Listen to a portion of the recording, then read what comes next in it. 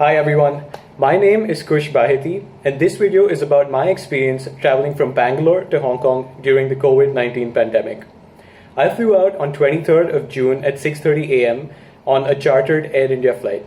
So first of all, a huge shout out and a massive thank you to Jaya, Bhavna, Sandeep and the entire team that made this chartered flight a possibility. So once I arrived at the airport and lined up to get in, first they check your Arogya Setu app, which must be green. Then they take your temperature using a gun. Now, before you reach the airport, you're required to fill in 2 health forms, and I've linked those forms in the description below.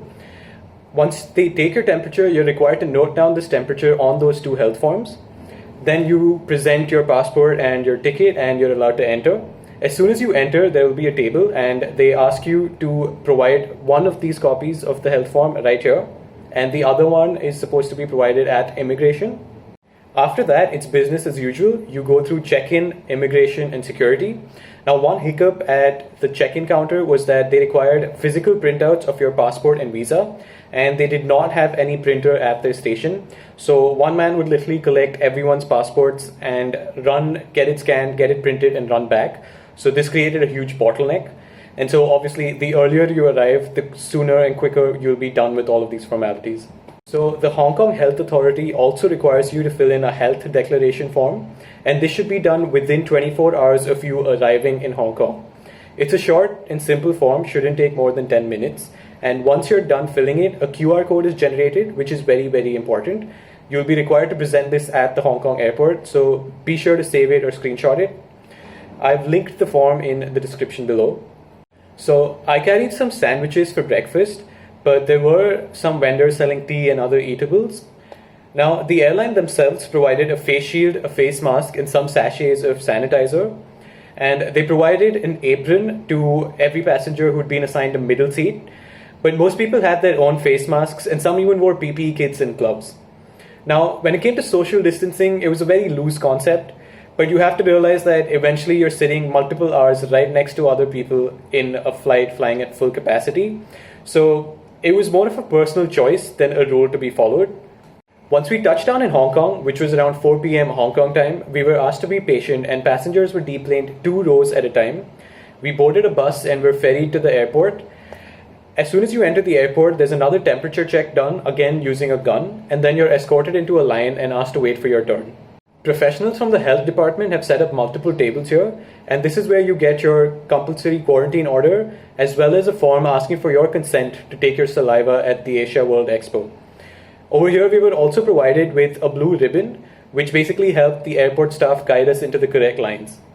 After this, it was immigration and baggage collection, and again, we were stood in lines waiting to get onto another bus that would ferry us to Asia World Expo. The bus carries only about 10 passengers and there's staff present to help you stow away your luggage. I boarded the bus around 6:20 p.m. and we were driven to Asia World Expo, which is a short journey, only about 15 minutes long. We weren't allowed to capture any footage at Asia World Expo, but it was very systematic. There are 3 big projectors set up that constantly play the steps that you need to carry out to provide your sample. You're asked to stand in line once again, and one by one, every family or individual is called. Their HKID is scanned and they're given a sample collection kit. You're then asked to go into one of the many booths that have been set up. Each booth has 1 table and 1 bin. This is where you actually spit into the tube and pack it up and submit it to the health authority. Once this is all done, we're required to get onto the same bus that brought us here, and we are escorted to the quarantine center. This was around 7:45 p.m. and this journey was slightly longer. It took approximately 45 minutes to get there. Once we get there, an official comes on board and provides some basic general information. Once we get off the bus, the super friendly quarantine staff helps us with our luggage, loads it onto trolleys, and for the last time for the day, we're asked to stand in a line again. So once it's your turn, they ask for your HKID, your meal preference, and the number of people. So a little bit about the meals. There's 5 options. There's Chinese, there's Indian non-vegetarian, Indian vegetarian, Indian Jain, and Indian vegan. Now you get to choose one of these options for the entire 14 days period of stay. These meals are catered by Indian restaurants such as Jashan, Kailash Parvat, and Sangeeta. And accordingly, you're assigned a room, they provide you your meal, and they ask you to take the elevator upstairs to your room. By the time I actually reached my room, it was around 9 p.m. And please find a link in the description to a video about life in the quarantine center itself. Thanks for watching.